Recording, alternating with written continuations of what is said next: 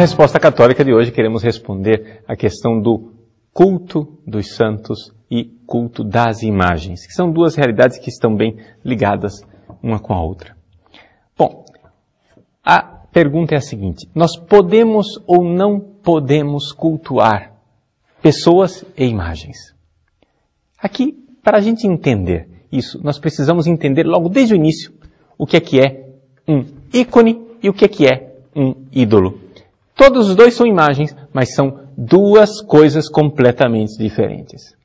Ou seja, um ídolo é uma criatura que eu pego e coloco no lugar de Deus. Então isso é um ídolo. É uma imagem onde que eu tirei o Deus verdadeiro de lado e coloquei um Deus falso no seu lugar. Isso evidentemente é proibido pelo primeiro mandamento. Somente Deus é Deus. Somente Deus é Deus, e é por isso que no primeiro mandamento se proíbe fazer imagens. Ou seja, imagens que sejam ídolo. Veja que essa palavra eidolon, em grego, quer dizer exatamente isso. Imagem. Só que existe uma outra palavra grega para dizer também imagem, que é o ícone. Eikon.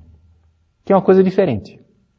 Ou seja, o ícone é quando eu pego aquela criatura, que foi uma pintura feita por mão humana, uma estátua feita por mão humana, mas eu uso aquela realidade não como um Deus no lugar de Deus, mas como uma janela. Uma verdadeira janela que me abre para Deus e que me leva a Deus. Então, se eu tenho diante dos olhos claramente a diferença entre ídolo e ícone, eu vou entender então que uma coisa é proibida e a outra é permitida. Os protestantes radicalizam as coisas dizendo assim: mas então vamos cortar o mal pela raiz e vamos parar de fazer qualquer tipo de imagem. Só que, deixa eu ajudar você espiritualmente, meu irmão. Isso não resolve o problema.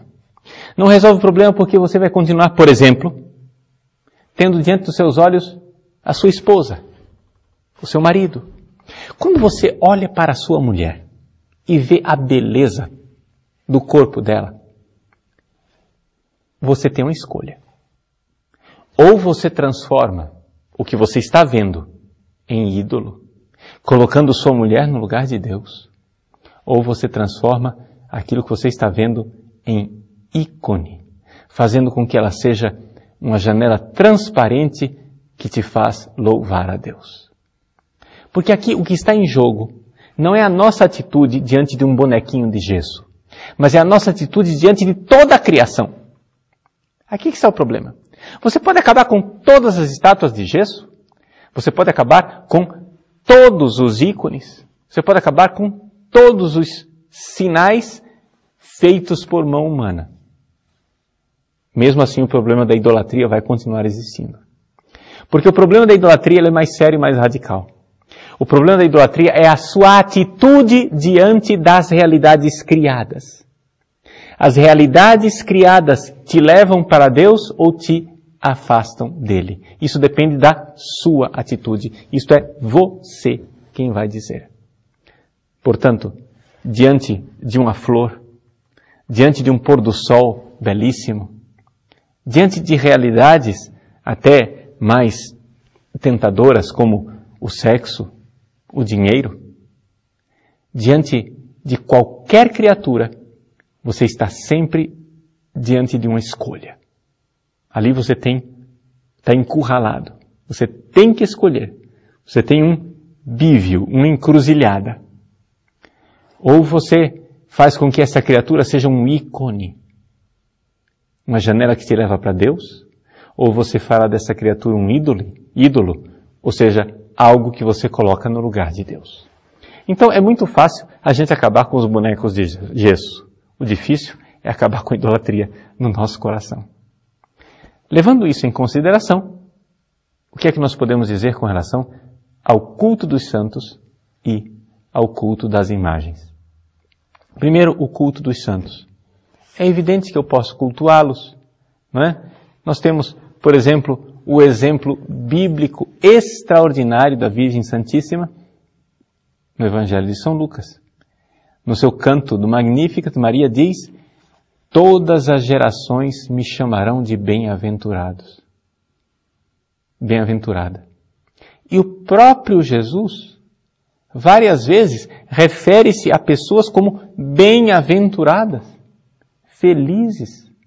Ele está louvando essas pessoas. Ele está dizendo concretamente, veja, é isso mesmo. E o que ele está fazendo? Está dizendo, veja a ação de Deus nestas criaturas. Criaturas que Deus está usando, onde Deus está agindo. Estes são os santos. Quando nós católicos veneramos um santo, nós estamos dizendo o seguinte: vejam como Deus é grandioso usando seres humanos. Deus é capaz de usar a frágil criatura humana para realizar a sua obra.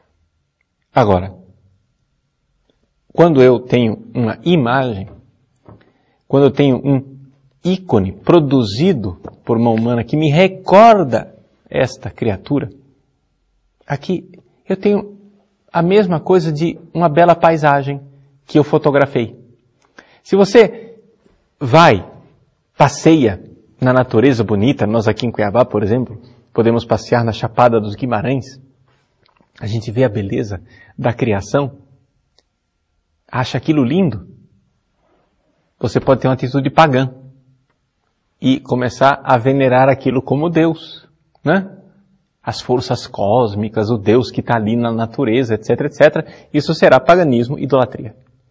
Ou você pode ver a beleza daquela natureza e louvar a Deus. Isso então é um ícone. Agora, se você vai e tira uma foto para se recordar daquele momento de louvor intenso que você teve lá na Chapada dos Guimarães, e todas as vezes que você vê aquela foto, você vê a beleza da criação e louva a Deus por isso. Isto é um ídolo? Não. É uma janela que te conduz para Deus.